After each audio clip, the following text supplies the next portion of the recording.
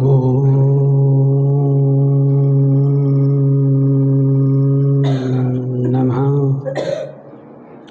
सिद्धेभ्यः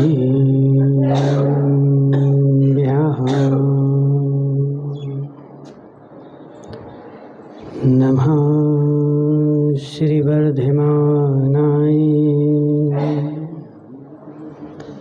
निर्धूतकलिलात्मने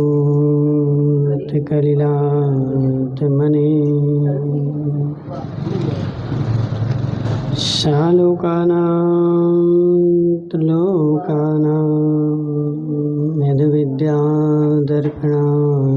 ते नमो अर्हन्ताणं नमो सिद्धाणं नमो आयर्याणं नमो अध्यायाणं नमो लोये सभ्यसाहुरम्।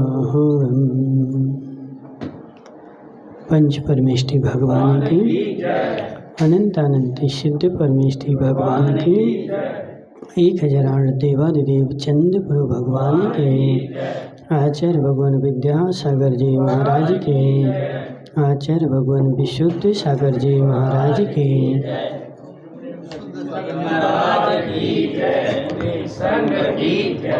मनीषियों, यहाँ पर विषय चल रहा था कि भगवान की कृपा कैसे बरसेगी और किसके ऊपर बरसेगी। क्या किसी के ऊपर बरसती है और किसी के ऊपर नहीं बरसती? ऐसा भी होता है क्या? हमने तो ऐसा ही माना है। आज सुबह सुबह दिनेश भाई पानी बरसा, पूरे भीमपुर में बरसा। कहीं ऐसा भी हुआ कि किसी के घर पे नहीं बरसा हो? इतना भीमपुर में 100-500 मकान है, तो कहीं किसी के यहाँ देख कर के आओ, ऐसा भी कोई घर हो जिसके घर पे पानी नहीं बरसा हो? अक्षय भाई, पानी बरसा, समान रूप से बरसा। पापी था उसके घर पे भी बरसा, पुण्यात्मा था उसके घर पे भी बरसा, जिसको चाहिए था उसके घर पे भी बरसा, जिसको नहीं चाहिए था उसके घर पे भी बरसा। किसी को जान के नहीं बरसा, किसी को पहचान के नहीं बरसा, किसी की इच्छा से नहीं बरसा, किसी की अनिच्छा से नहीं बरसा। वो उसका स्वभाव था पानी का बरसना, तो पानी समान रूप से बरसा और सबके यहाँ बरसा। वही बरसा हुआ पानी किसी को अच्छा लगा, किसी को बुरा लगा। पानी बरसा, सबको अच्छा लगा कि नहीं? बोलो। पानी बरसा, सभी को अच्छा लगा कि नहीं? पिछले साल हम चतुर्मास में थे तो पानी बरस गया। कब? दिसंबर की दिवाली के बाद। किसान तो बहुत हंस रहे थे, अरे बहुत अच्छा हो गया, पानी बरस गया, पानी बरस गया। हजारों का, लाखों का, करोड़ों का, अरबों का डीजल बच गया और पाइप नहीं लेने पड़े, इतना हो गया। लेकिन एक आदमी रो रहा था। क्यों रो रहा था? क्योंकि उसकी जो दुकान थी, उसकी पाइप की दुकान थी। उसकी मोटर के पाइप की दुकान थी, तो उसने तो सामान लाखों का ला करके और भर के रख लिया था। क्यों? क्योंकि अब किसानी चालू होगी तो किसानी में पानी देना पड़ेगा, तो लोग हमारे पाइप लेने आएंगे। और उसने पहले से लाखों करोड़ों रुपया फंसा करके रख दिए थे कि जब आवश्यकता पड़ेगी तो रेट बढ़ के बेचेंगे।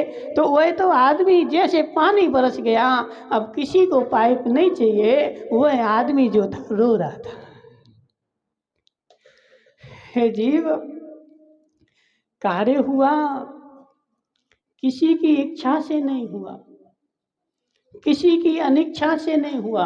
अक्षय भाई, कार्य तो हुआ है, अब उस होते हुए कार्य में किसी को खुशी हो गई, किसी को दुख हो गया, जिसके पुण्य का उदय था उसके अनुरूप हो गया, और जिसके पाप का उदय था उसके प्रतिरूप हो गया, उसके विपरीत हो गया। जो पाप के उदय वाला जो है वो रो रहा है, और अज्ञानी है तो भगवान को दोष दे रहा है। ज्ञानी होगा तो नहीं देगा, समझना, ज्ञानी होगा तो नहीं देगा, अज्ञानी होगा तो देगा, और अज्ञानी होगा और ज्ञानी अज्ञानी होगा तो भगवान को वह अच्छा बुरा भी कहने आएगा। अक्षय माठ साहब नरवाली जाते थे पढ़ाने के लिए, भगवान से रोज प्रार्थना करते, भगवान हमारा ट्रांसफर यहीं हो जाए, हे भगवान हमारा ट्रांसफर यहीं हो जाए, हम रोज अभिषेक करेंगे, रोज शांति धारा करेंगे, तुम्हारी पूजा पाठ करेंगे, और यहाँ हो गया तो इनने भगवान का धन्यवाद दिया, हे भगवान तुमने हमारा ट्रांसफर अच्छा करवा दिया। हे जीव, तुम्हारे मन का हो गया इसलिए तुम भगवान को धन्यवाद दे रहा है, भगवान की प्रशंसा कर रहा है, और जिसके मन का नहीं हुआ, जो यहाँ भीमपुर में था उसको जोधपुर पटक दिया, वो क्या कर रहा है? भगवान को कोस रहा है, हे भगवान तुम हमसे ही रूठे थे, तुम्हें हमसे ही बुराई थी, तुमने हमें यहाँ से वहाँ सुखी थे, तुम्हें हमारा सुख नहीं देखा गया। देखो जी, सारी जो छवियां हैं जी, फिल्म देख करके, टीवी देख करके हमारे मस्तिष्क में छवि बैठ गई है। वो अमिताभ बच्चन जाएगा भगवान के दरबार पे और भगवान को कोसेगा, हे भगवान तुम हमसे ही रूठे थे, तुमने हमारा ऐसा कर दिया, तुम्हें तसल्ली मिल गई। देखा ना टीवी में? अभय भाई देखी टीवी की नहीं देखी? फिल्म में होता है कि नहीं होता है? उस फिल्म में हमने जैसा देखा वैसा मेरे मस्तिष्क पर छप गया, और वास्तव में मैं वैसा जानने लगा, जबकि वह अपन को पता था कि यह जो हो रहा है क्या है, मनोरंजन है। टीवी काहे के लिए है? कहीं बोलो। आज अध्यक्ष तो चले गए तुम्हारे, तुम बोलो दादाजी तुमने कभी टीवी देखी? देखी टीवी? टीवी में क्या होता है? चित्र आते। क्यों आते चित्र? सत्य है कि नहीं? हमें पता है टीवी में जो हो रहा है वह वास्तविक नहीं है, और जैसा वहाँ हो रहा है ऐसा मात्र एक काल्पनिक है। और उस फिल्म के पहले भी उस पे लिख देते हैं, इस फिल्म के सारे पात्र, सारी घटनाएं किसी व्यक्ति विशेष के ऊपर आधारित नहीं है, मात्र काल्पनिक है, और यदि किसी के ऊपर घटित होती भी हो तो हमने उसको नहीं जाना। आशीष भाई लिखा रहता कि नहीं?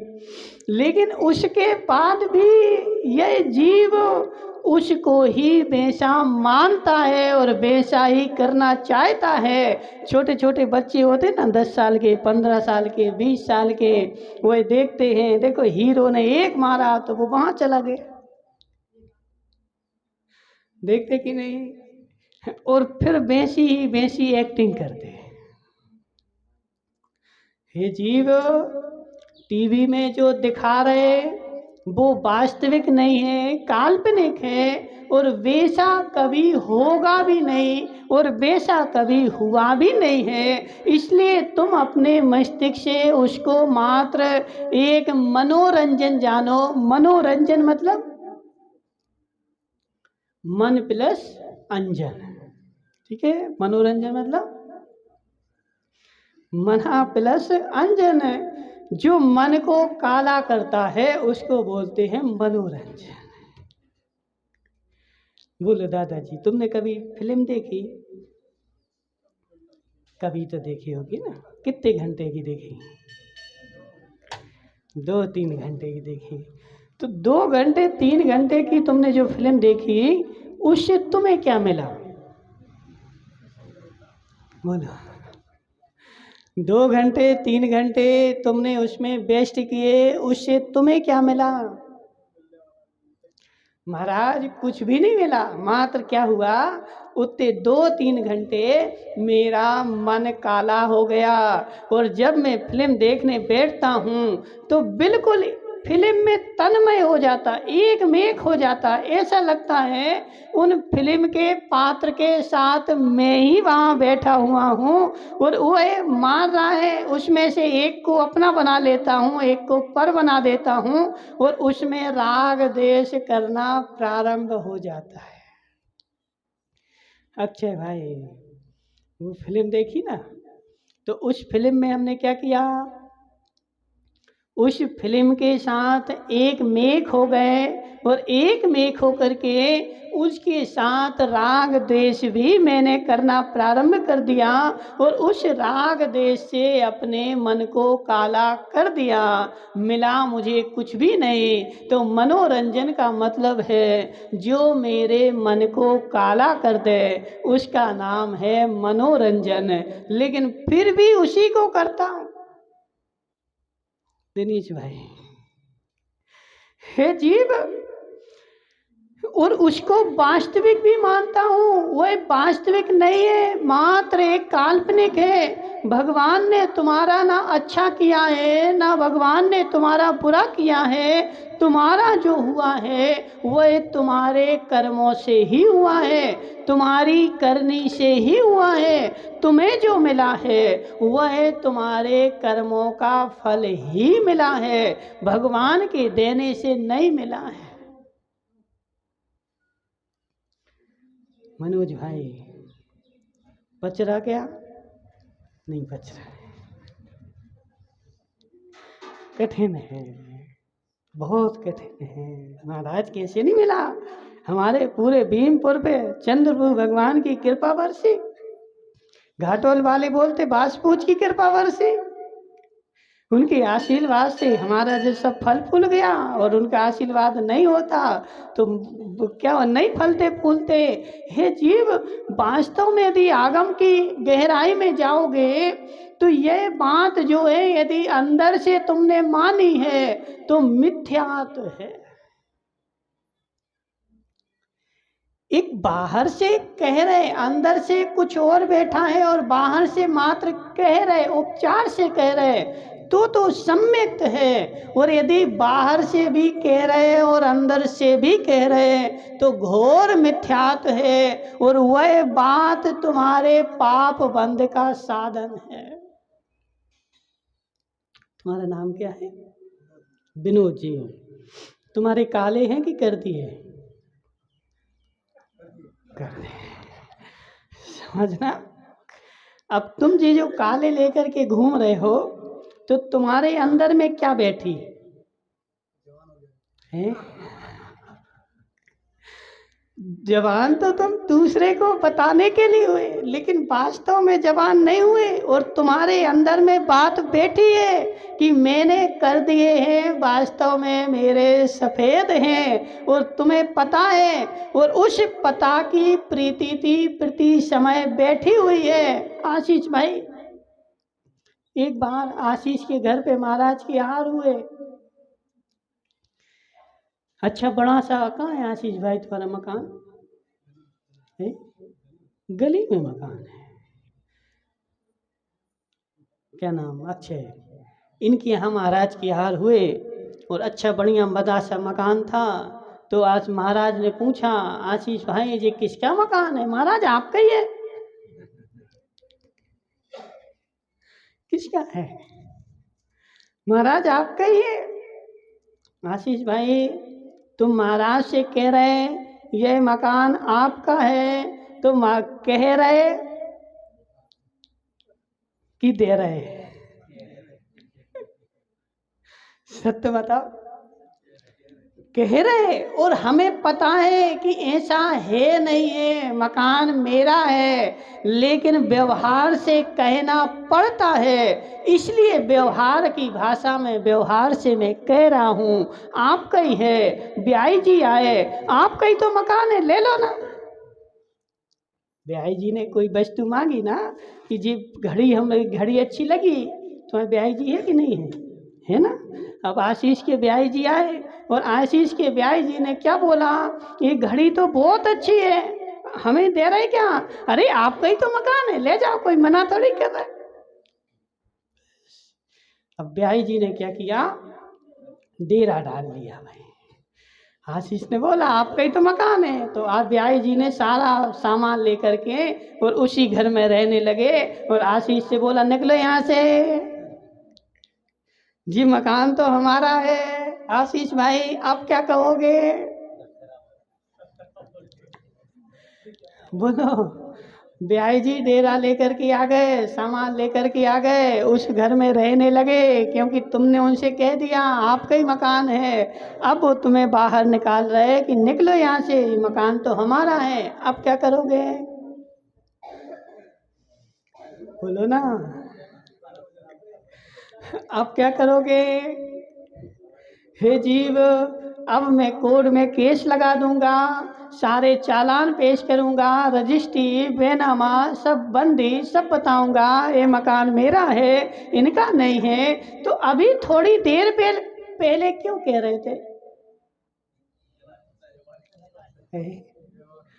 वो व्यवहार में कह रहे थे, ऐसा है नहीं है। अक्षय भाई, व्यवहार में ऐसा कहा जाता है, लेकिन निश्चय से उसको पता है कि ऐसा है नहीं है तो अन्य था, लेकिन ऐसा उसको दोनों की प्रीति हो तब तो सम्यक्त है, और ऐसी प्रीति नहीं हो तो घोर मिथ्यात्व है। तो भगवान से तुमने कहा हे भगवान, तुम्हारी कृपा से मेरा काम हो गया, तुम्हारी कृपा से हमारा ऐसा हो गया, तुम्हारी कृपा से हमारा घर भर गया, लेकिन व्यवहार से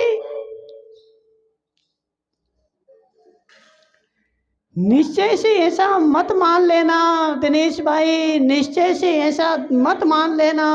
यदि निश्चय से तूने मान लिया तो तू घोर संसारी है। भगवान की कृपा से मेरा घर नहीं भरा। देखो, कथन दोनों ही दृष्टि में होने चाहिए।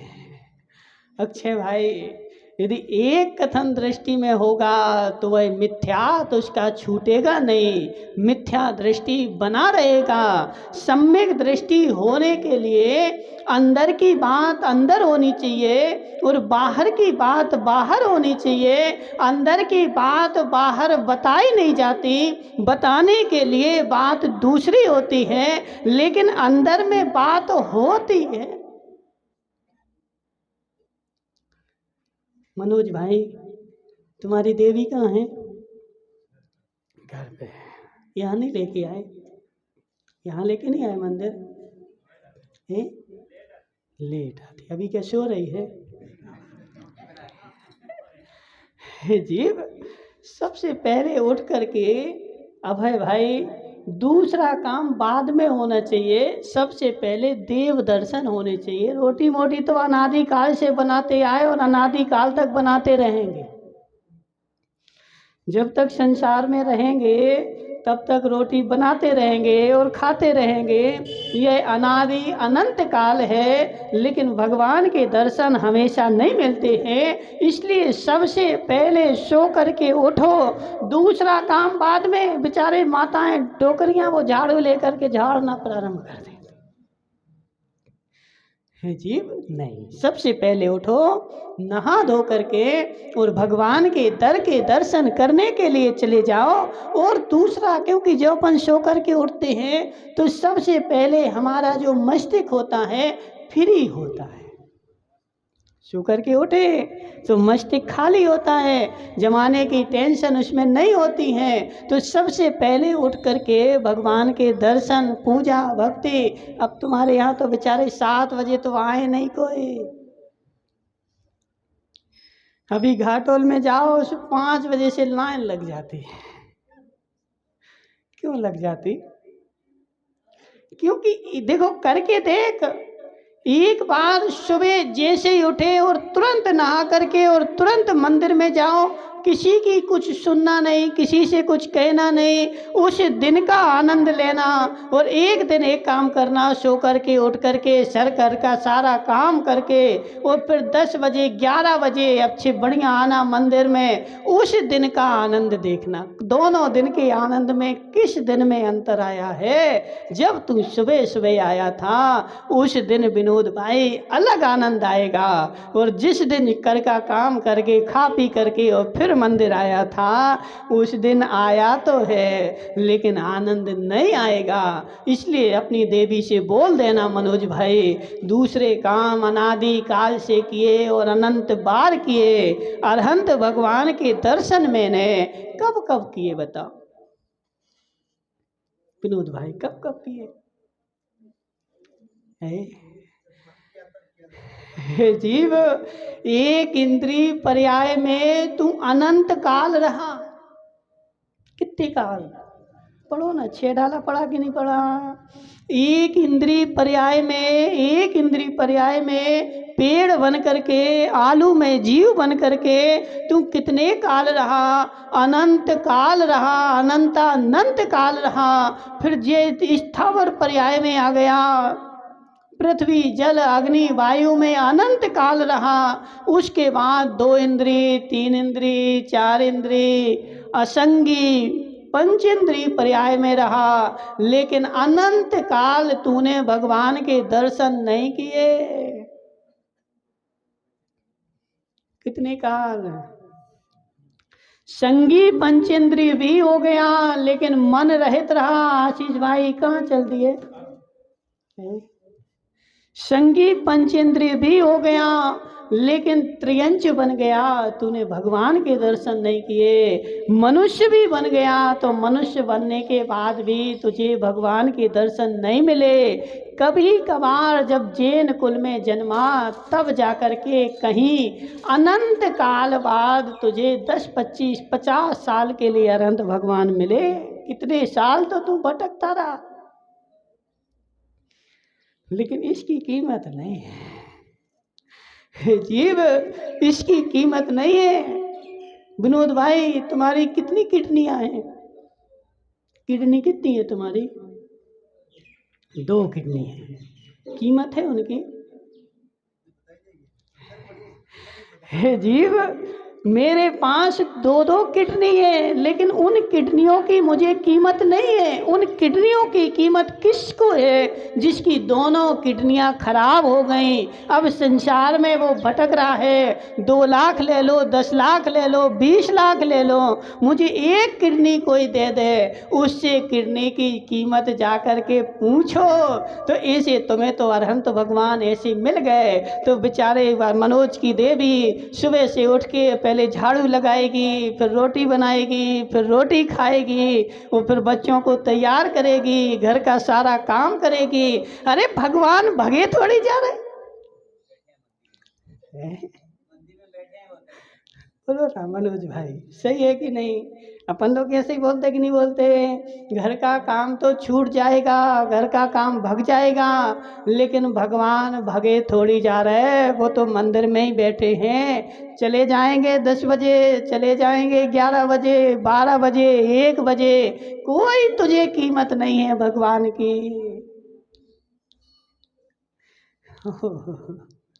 हे जीव, बहुमान नहीं है। यदि बहुमान होता, इसलिए 4 पुरुषार्थ होते थे, धर्म अर्थ काम और मोक्ष। 4 पुरुषार्थों में आचार्यों ने धर्म पुरुषार्थ को सबसे पहले रखा है, दूसरे पुरुषार्थ बाद में रखे। सबसे पहले सो करके उठो दादाजी, सबसे पहले सो करके उठो, तो दूसरा मुंह भी नहीं खोलना। देखो सच्चा धर्मात्मा होगा तो सो करके उठो और मौन ले करके। जब सोते हो एक काम करना विनोद भाई, आज से थोड़े थोड़े नियम लेकर के चलो, जीवन का भरोसा नहीं है। कुर्सी पे बैठे बैठे कब लुढ़क जाए। कितने सारे आदमी कुर्सी पे बैठे थे और बैठे ही बैठे लुढ़क गए। कोई भरोसा नहीं है जीवन का। इसलिए विनोद भाई अभी ऐसे भरोसे में मत बैठो कि अभी तो हमारे काले हैं, जब सफ़ेद होंगे तो धर्म करेंगे। हे जीव, काले वाले भी हैं। कोरोना में काले वाले भी चले गए। इसलिए भरोसे में मत बैठो। आज से ही थोड़ा थोड़ा छोटे छोटे नियम लेना प्रारंभ कर दो। जब अक्षय भाई तुम सोते हो तो सोने के पहले मौन ले लिया। हम ये नहीं बोल रहे कि 6 बजे ले लो, कि 7 बजे ले लो, कि 8 बजे ले लो। तुम 10 बजे सोते हो, 11 बजे सोते हो। अब तुमने समझ लिया घर के सारे काम हमने कर दिए, जिससे जो बोलना था सब हमने बोलना कर दिया। अब तुम सोने लगे, गद्दे पे चले गए 11 बजे। अब तुम कायसर कर लो। अब हमारा मौन कब तक के लिए? कब तक के लिए? और उस मौन को निद्रा खोलने के बाद भी बेचारे रात में ही बड़बड़ाते रहते, बोलते रहते। थोड़ा तो नियम करो। रात में सोने के पहले दादाजी, इनका दादा क्या नाम है? राजमल जी। तुम तो राजा के मल हो। राजमल जी, जब सोते हो तो सोने के पहले मौन ले लिया। फिर कब खोलना वो मौन? तो सुबह उठ करके जैसे ही उठे किसी से नहीं बोलना। देखो जैसे ही अपन बोलते हैं तो रात भर की एनर्जी हमारी वेस्ट चली जाती है। रात भर हमने मौन रखा, हमारे अंदर में एनर्जी संग्रहित हो गई, शक्ति संग्रहित हो गई। अब उस मौन को मौन रखो और सो करके उठो। सबसे पहले स्नान करो और स्नान करके भगवान के दर्शन करो और दर्शन करके नमो अरिहंतारम नमोकार मंत्र पढ़ो और उससे अपने मौन को खोलो। विनोद भाई कर सकते हैं? प्रयास करो, अभ्यास करो, काम करो। हे जीव, मौन लेकर के सबसे पहले मौन कहाँ खोलो? तो भगवान के दर पे नमोकार मंत्र से मुख की शुद्धि करके और सुबह का मौन खोलो। नहीं बोलना देवी से। हे जीव, अनंत काल हो गए, दिन भर बड़बड़ाता रहता है। मनोज भाई देवी से दिन भर बोलता है, रात भर बोलता है, कितना बोलेगा? और क्या बोलता? फालतू की बातें ही तो करता है, कोई काम का काम थोड़ी बोलता है। इसलिए देखो, मौन ले लिया और फिर तुम अपनी एनर्जी देखना। ऐसे करते करते यदि तुमने साल भर बिता दिया, साल भर बाद देखना तुम्हें अपने अंदर में एक शक्ति फील होगी, एनर्जी फील होगी। तुम्हें ऐसा लगेगा कि मेरे अंदर में कोई शक्ति आ गई है। शक्ति आई नहीं है, वो मेरी ही शक्ति है। मेरी शक्ति मैंने अपने अंदर में संग्रहित करके रखी है, इसलिए वह अंदर में आ गई। अब तुम क्या करते? दिन भर बेचारा नहीं है काम तो बोल ही रहा है, बोल ही रहा है, नींद में ही बोल रहा है। बहुत सारे लोग हमने देखे सोते सोते ही बोलते हैं। क्या बोल रहे हैं पता नहीं है, किससे बोल रहे हैं पता नहीं है। क्यों बोल रहे नींद में? क्योंकि नींद लेने के पहले तुमने कायोत्सर्ग नहीं किया था कि हमारा मौन। आगे आ जाओ ना, पीछे धूप आ रही। यदि मन को कंट्रोल में कर दोगे कि अब मेरा मौन है, अब मैं सुबह उठने के पहले नहीं बोलूँगा, तो नींद में जो है तुम्हारा आवाज़ नहीं निकलेगा। लेकिन मन नींद में क्यों बोलते? क्योंकि तुमने मुंह तो बंद कर दिया, लेकिन अंदर मन तो चल रहा है ना। मन का व्यापार तो चालू है, और मन का व्यापार चालू है, इसलिए कभी कभी नींद में भी आवाज़ निकल जाती है। इसलिए ऐसा करके देखो मनोज भाई, अपनी शक्ति को संग्रहित करो। भगवान के भरोसे मत बैठो, भगवान तुम्हें कुछ नहीं देगा। है दादाजी, भगवान समय हो गया तुम्हारा। भगवान तुम्हें कुछ नहीं देगा, भगवान तुम्हें कुछ नहीं देगा, मिलेगा मुझे ही और मेरी ही शक्ति से मिलेगा, पुरुषार्थ भी मुझे ही करना पड़ेगा। भगवान तो मात्र क्या कर सकता है, तुम्हारे लिए रास्ता दिखा सकता है। वह व्यवहार का कथन भिन्न होता है और निश्चय का कथन जो है वह निश्चय का कथन भिन्न होता है। दोनों दृष्टियां मेरे अंदर में बनी रहे।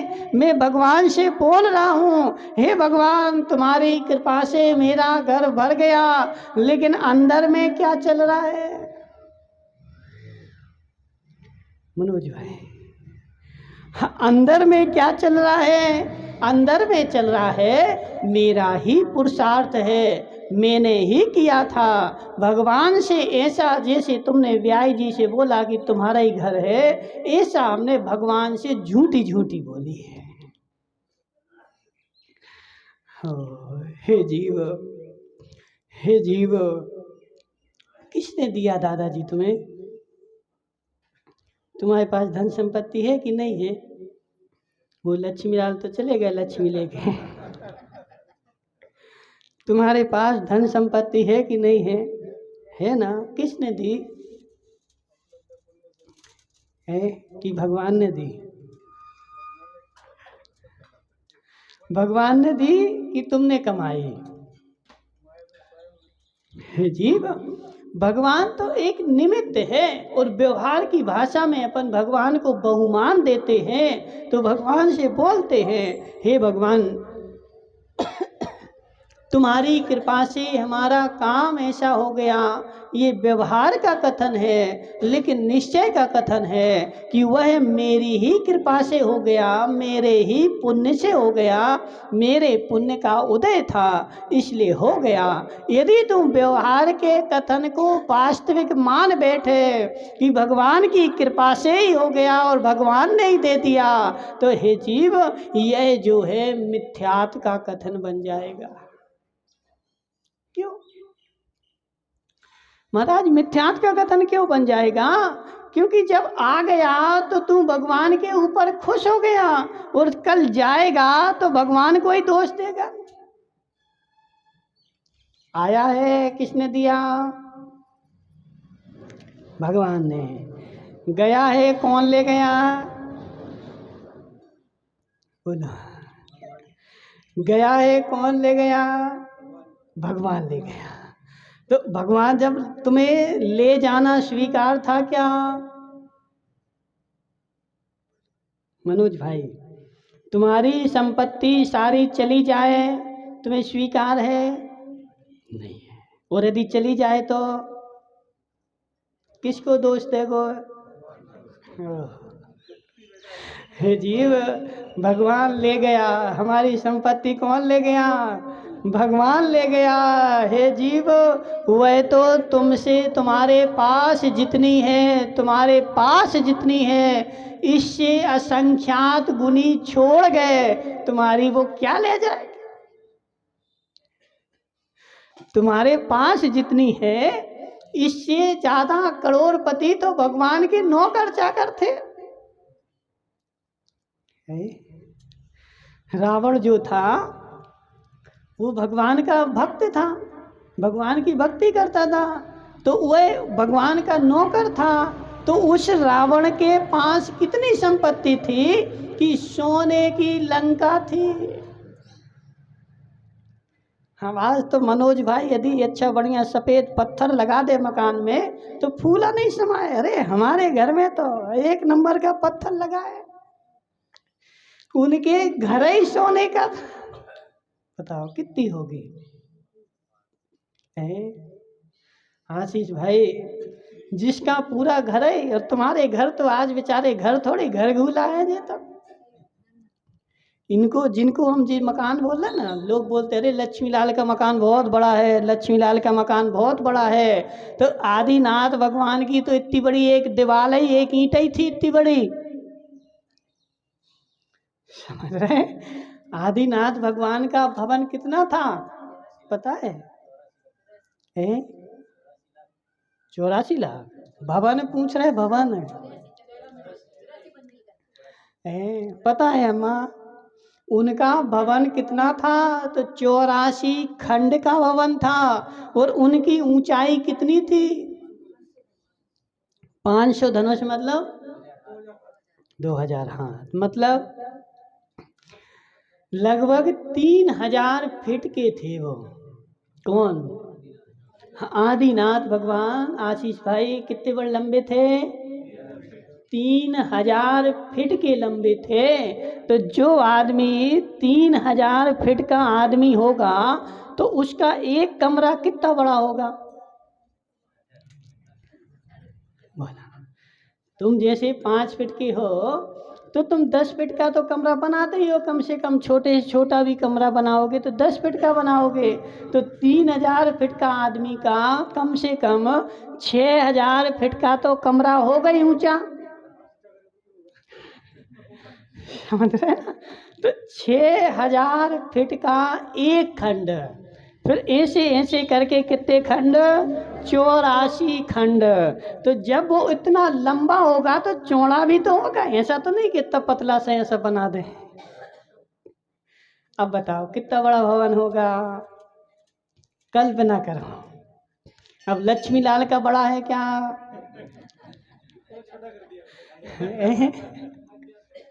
लक्ष्मी लाल का कितना है? तो 50 बाई 50 का, इतनी तो उनकी कितनी उंगली ही होगी है? 50 फीट की तो उनकी आदिनाथ की जो है एक उंगली थी। इस भवन में तो उनकी उंगली नहीं बने। और फिर उनका 84 खंड का भवन था, इतना बड़ा छोड़ करके चले गए। और आशीष बोलता है हमारे तो भगवान रूठे थे, ले गए हमारा सब। जीव भगवान नहीं ले गए, भगवान नहीं दे गए। वह तो बीतरागी हैं, ना किसी को देते हैं और ना किसी से लेते हैं। वह अपने में लीन हैं। वह कि देना लेना उन्होंने सारा बंद कर दिया है। है? देखो दिनेश भाई, तुम भले खुश हो जाओ कि दे लेकर के खुश हो रहे, लेकिन वास्तव में देखा जाए तो देना लेना दुख ही है। आज दे दिया, अब वो कल ले करके नहीं आ रहा है, अब उसके पीछे घूमो दिन रात टेंशन, अरे वो आया नहीं, अरे वो आया नहीं, उसको फ़ोन लगाओ, उसके घर पे जाओ, अरे पैसा दे दो हमारे।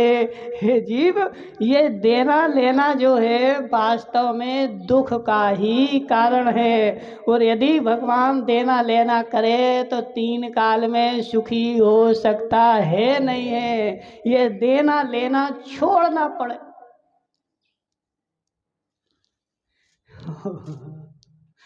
मनोज भाई नहीं आ रहा समझ में, कठिन लग रहा है। हे जीव, भगवान कोई व्यापारी नहीं है कि तुम्हें दे और तुमसे ले।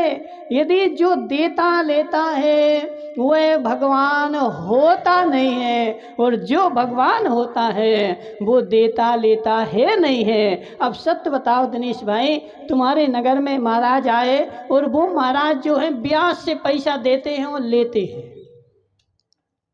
उनके पास 50 करोड़ की प्रॉपर्टी है, वो सबको देते हैं लेते हैं। अब तुम उनको भगवान महाराज मानोगे? बोलो ना, क्यों नहीं मानोगे? पिछी कमंडल तो रख लो, पिछी कमंडल करो नमस्कार। जीव जीव मूर्ताओं से बाहर निकलो, वास्तविकता को पहचानो। यदि तुम्हारे महाराज देना लेना करें तो महाराज मानोगे क्या? अक्षय भाई जोर से बोलो ना। नहीं मानेंगे, क्योंकि देना लेना हमारे आगम में, हमारे जैन धर्म में देना लेना प्राथमिकता में बंद करना पड़ता है। यदि कोई 2 प्रतिमाधारी भी होता है तो उससे बोलते हैं कि अब तुम सीमा बांधो। है कोई यहाँ प्रतिमाधारी? कोई नहीं भीमपुर में। एक भी आदमी नहीं भीमपुर में प्रतिमाधारी। आशीष भाई तुम ही बन जा। जी कोई प्रतिमाधारी बनता है तो सबसे पहले उसके व्यापार की सीमा करी जाती है। क्यों करी जाती सीमा? क्योंकि सीमा करो, कम करो, देना लेना बंद करो, एक मर्यादा में करो, इससे बाहर नहीं करो। तो जब प्रतिमाधारी को देने लेने की सीमा बांध दी और जैसे जैसे वो आगे प्रतिमाएं लेता है तो और उसकी सीमाएं बांध करके जब 11-10 प्रतिमा लेता है, 8 प्रतिमा लेता है, 9 प्रतिमा लेता है, 8वीं प्रतिमा कौन सी है? आरंभ त्याग, ठीक है ना। तो 8वीं प्रतिमा में उसका देना लेना बंद करवा दिया। हे जीव, यह देना लेना ही दुख का कारण है। तो जब हमारा एक क्षुल्लक 11 प्रतिमाधारी उद्दिष्ट त्यागी हो गया, उसने पूर्ण रूप से देने लेने को बंद कर दिया, तो भगवान कहाँ से देंगे और कहाँ से लेंगे? एक बार सोचो जरा। भगवान किसी को देते नहीं हैं, भगवान किसी से लेते नहीं हैं। भगवान तो देना लेने के व्यापार को छोड़ करके और हाथ पे हाथ धर के और ऊपर बैठ गए निराकुलता में। ना मुझे कुछ लेना है और ना मुझे कुछ देना है। अब हम उनकी पूजा क्यों करें? तो जिसको बेसा बनना हो तो उनकी पूजा करो, और जिसको मारना धारना हो तो मारने वाले भगवान की पूजा करो। जिसकी करोगे वैसे ही बनोगे। एक भगवान तलवार लेके बैठा है, मार रहा है, दूसरे को डरा रहा है, तो उसकी पूजा करोगे तो वैसे बनोगे। और ये भगवान हाथ पे हाथ धर के बैठे हैं, ना कुछ कर रहे, ना दे रहे, ना ले रहे, मात्र शांति से बैठे हैं। तो जिसको शांति चाहिए हो तो इनके पास आ जाओ, और जिसको अशांति चाहिए हो तो उनके पास चले जाओ, क्योंकि जैसा करोगे वैसा मिलेगा। बोले शांतिनाथ भगवान की